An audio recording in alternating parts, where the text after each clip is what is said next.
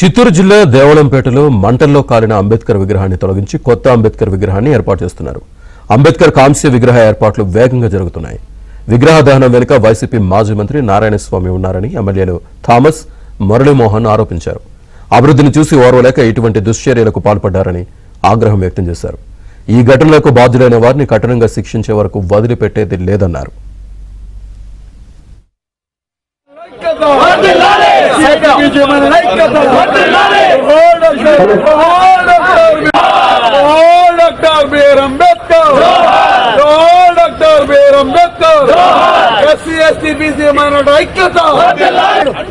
పట్టుకోండి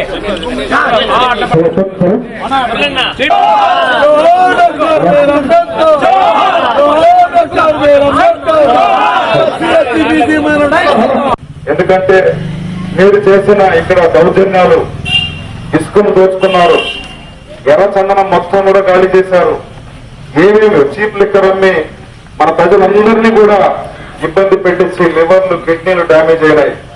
అభివృద్ధిని చూసి ఓర్వ లేకుండా ఇక్కడ మాట్లాడడానికి ఏమీ మీ దగ్గర లేదు కాబట్టి ఫైనల్ గా మీరు మీ రాజకీయం ఏం చూపించారంటే ఇక్కడ ఫైనల్ గా అంబేద్కర్ గారి పైన ఆయిల్ పోసి కాల్చడానికి కూడా మీరు వెనక్కి తిరగలేదంటే మీలాంటి దుర్మార్గులు ఎస్సీ అని చెప్పుకోవడానికి కూడా అసహ్యం.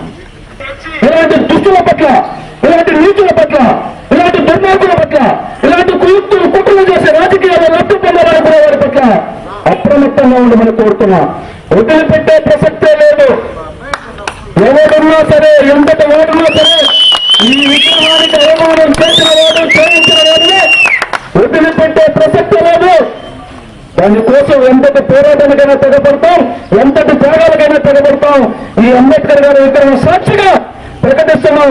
నేను థామస్ అన్న ఈ ఘటనలో భాగస్వాములైనటువంటి వారిని వదిలిపెట్టేంత వరకు, శిక్షించేంత వరకు వదిలిపెట్టబోమని మరొకసారి హెచ్చరిస్తున్నాం.